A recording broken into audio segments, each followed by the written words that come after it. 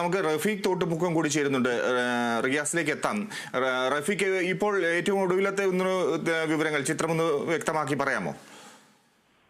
തീർച്ചയായും ഫിജി, ഇപ്പോൾ രക്ഷാപ്രവർത്തനം പൂർണ്ണമായി നിർത്തിയിട്ടുണ്ട്. കാരണം ഇനി ബസ്സിനടിയിലോ അല്ലെങ്കിൽ പുഴയിലോ ആരുമില്ല എന്നുള്ള സ്ഥിരീകരണത്തിന് ശേഷമാണ് ഇത്തരത്തിൽ ഈ രക്ഷാപ്രവർത്തനം നിർത്തിയിട്ടുള്ളത്. ഇത് നേരത്തെ ഫിജി ചോദിച്ച പോലെ നിരവധി യാത്രക്കാർ സഞ്ചരിക്കുന്ന ഒരു മെയിൻ റോഡാണ്, മലയോര ഹൈവേന്റെ ഭാഗമാണ്. അതുപോലെ ടൂറിസം പ്ലേസായ അരിപ്പാറ, അതുപോലെ ആനക്കാമ്പ്, ഒറ്റപ്പുംപുഴ ഭാഗങ്ങളിലേക്കൊക്കെ പോകുന്ന വഴിയാണ്. അതുകൊണ്ട് തന്നെ നിരവധി ടൂറിസ്റ്റ് വാഹനങ്ങളും അതുപോലെ പുറത്തുനിന്ന് വരുന്ന ആളുകളൊക്കെ സഞ്ചരിക്കുന്ന റോഡാണ്. പക്ഷേ ഈ റോഡിന്റെ അവസ്ഥയിൽ ഈ അപകടം നടക്കുന്ന ഈ പാലത്തിനടുത്തുമ്പോൾ വീതി കുറവാണ് എന്നുള്ള ഒരു പരാതി നിരന്തരം ഇവിടുത്തെ നാട്ടുകാർ അധികൃതർക്ക് പരാതി നൽകിയിട്ടുണ്ടായിരുന്നു.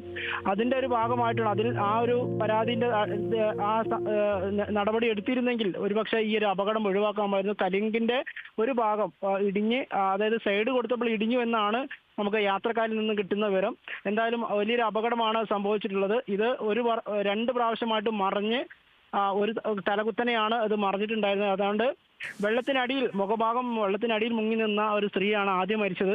പിന്നീടാണ് രണ്ടാമത്തെ മരണം സ്ഥിരീകരിക്കുന്നത്. എന്തായാലും നാട്ടുകാരുടെയും ഫയർഫോഴ്സിന്റെയും എല്ലാവരുടെയും ഒരു സംയോജിത ഇടപെടൽ മരണസംഖ്യ കുറയ്ക്കാൻ വലിയ തോതിൽ അത് ഉപകാരപ്പെട്ടിട്ടുണ്ട്.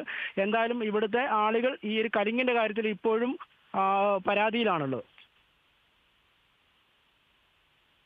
ശരി റഫീഖ്, നമുക്കിപ്പോൾ രക്ഷാപ്രവർത്തനം നടത്തിയവരുടെ ഒരു പ്രതികരണം കൂടി കേൾക്കാം.